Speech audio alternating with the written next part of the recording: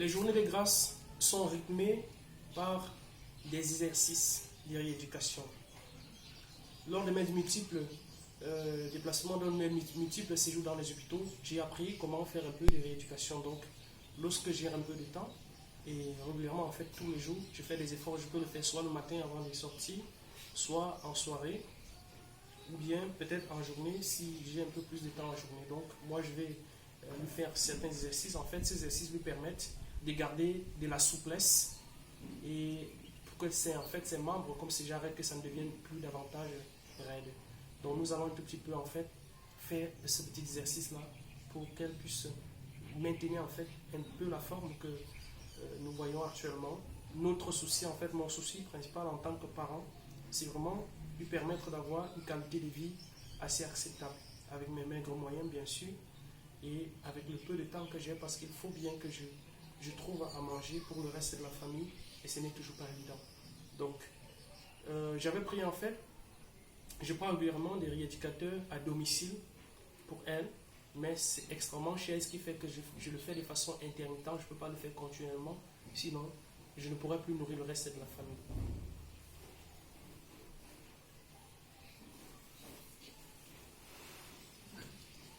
Donc pour commencer, nous allons lui faire, nous allons l'appliquer la crème sur les pieds. Donc ça c'est un baume spécial qui permet de faire des massages, donc ça lui permet de garder un peu de la souplesse. Donc c'est un baume spécial pour les nerfs. On va appliquer, puisqu'elle a beaucoup plus un problème également au niveau des genoux. On va appliquer ça sur les genoux et les pieds comme ça.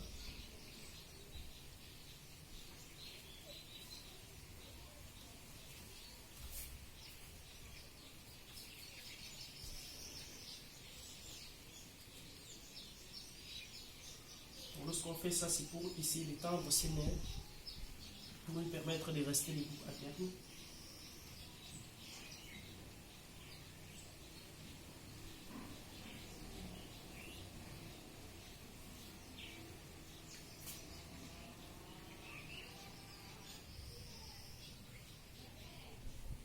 Donc ces exercices, en fait, ça permet d'assouplir un petit peu. D'assouplir un petit peu sa pied. Il faut te rapprocher, le son ne sera pas bien. Le son est bien. Il va commencer à bouger. Tu ne dois pas parler dedans.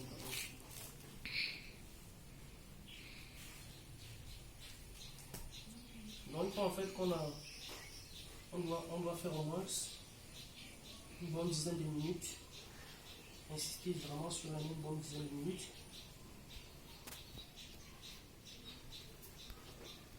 Et lui faire son mouvement d'extension qui lui permet d'étendre, de garder les pieds pour que ses pieds, à terme, ne soient pas raides si jamais il arrive qu'elle puisse marcher.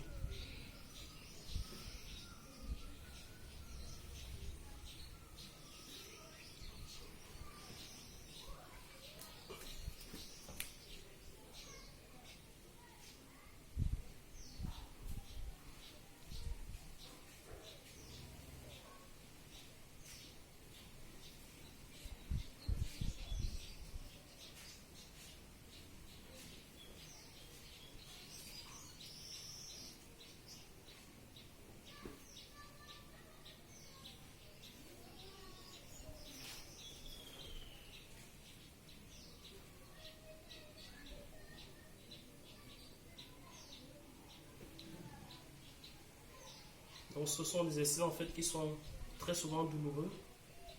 Parfois elle pleure.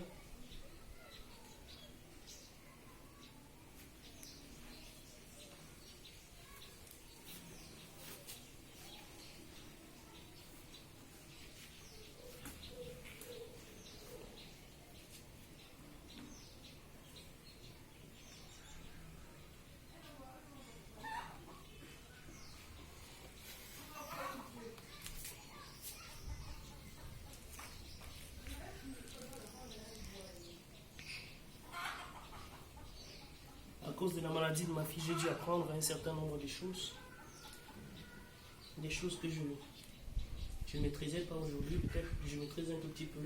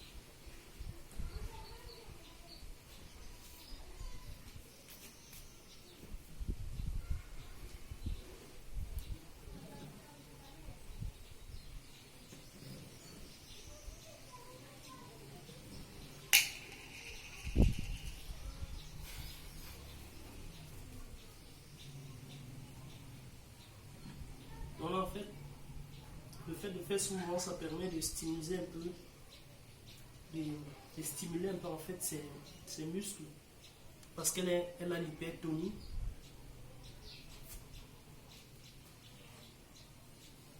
Et lorsqu'on a l'hypertonie, en fait, c'est ça qui l'empêche aussi de marcher, d'après ce que les médecins ont dit. Et c'est pour cette raison en fait qu'on doit continuer à lui faire ces exercices très régulièrement.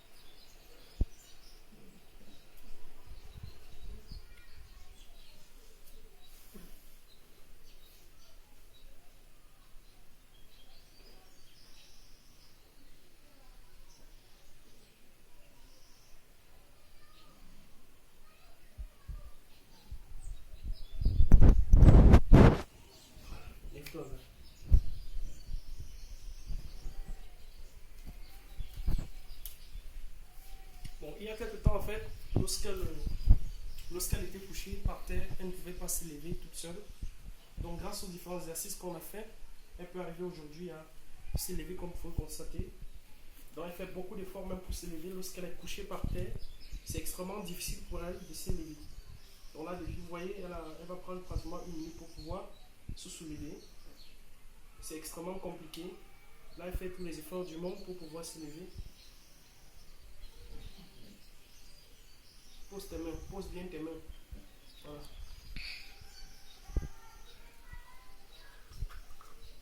Vous voyez qu'avec cette pathologie, les gestes les plus simples du quotidien deviennent quelque chose d'extrêmement compliqué.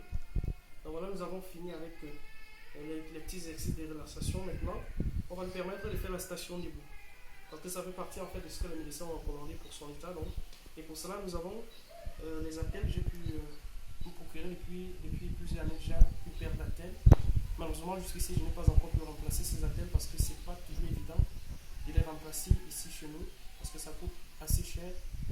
Et je continue quand même à utiliser celle que j'ai achetée il y a quelques années, que j'ai dû modifier parce qu'avec l'âge, ça devient plus on grandit, plus ce qu'on va prendre devient beaucoup plus cher. Et j'essaie en fait de modifier ce que j'ai à ma position pour essayer de l'aider.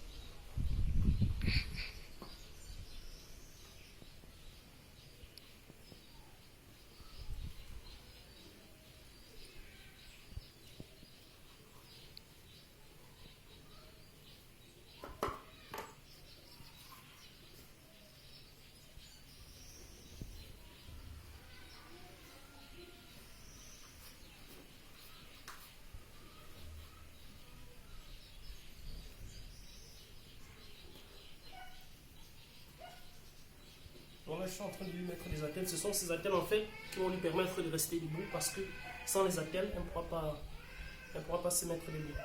Mais avant de mettre même les attelles, en fait, je vais un tout petit peu vous montrer, lui laisser en fait se débrouiller seul pour essayer de se mettre debout. Pour qu'on puisse voir en fait comment il s'en sort. Grâce, lève-toi, va arrêter le balcon, tu te lèves.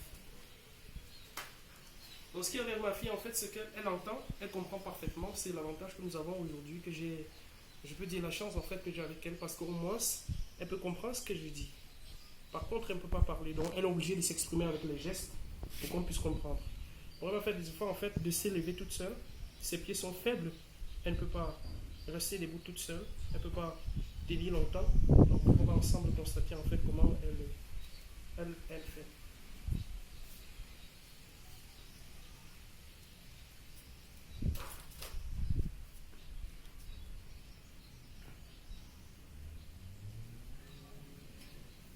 Et ce qui est intéressant en fait, c'est qu'avec le temps, moi je lui ai appris, depuis qu'elle est toute petite, à garder le sourire toujours, parce que le sourire c'est vraiment ce qui permet de garder espoir. Et elle est toujours souriante comme vous pouvez constater. Grâce, mets-toi debout. Mets-toi debout, tu essaies de marcher jusqu'à là-bas. Vas-y. Voilà. Vous voyez? Alors, les mouvements, en fait, l'exercice qu'on permet, que j'étais en train de faire, en fait, c'était pour lui permettre de pouvoir poser son pied comme ça au sol. Rapproche-toi, rapproche la caméra. Rapproche ici, par ici.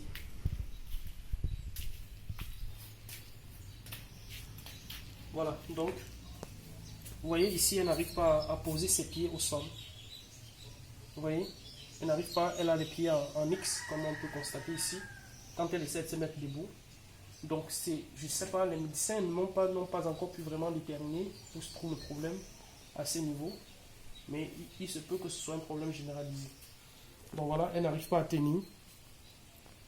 Et c'est extrêmement compliqué pour elle. Vas-y, grand-mère, va. Essaie de marcher jusqu'au bout là-bas. Vous voyez, elle n'arrive pas à poser le bas de son pied au sol parce qu'elle a les pieds en X. Voilà. Elle n'y arrive pas. Et elle a cédé comme ça. Bon, par contre, lorsque nous allons mettre les attelles, elle va pouvoir, puisque ça supporte ses pieds, elle va pouvoir tenir un tout petit peu.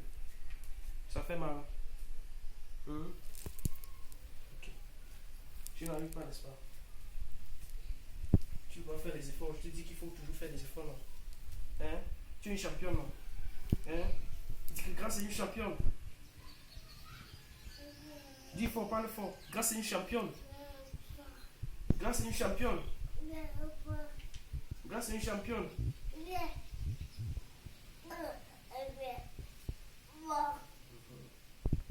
Donc voilà, elle essaie d'articuler. C'est quoi? Tu veux pisser? Bon, là actuellement, elle est en train de vouloir aller faire ses besoins avant qu'on continue. Donc on va faire une pause, le temps que Grâce fait ses besoins.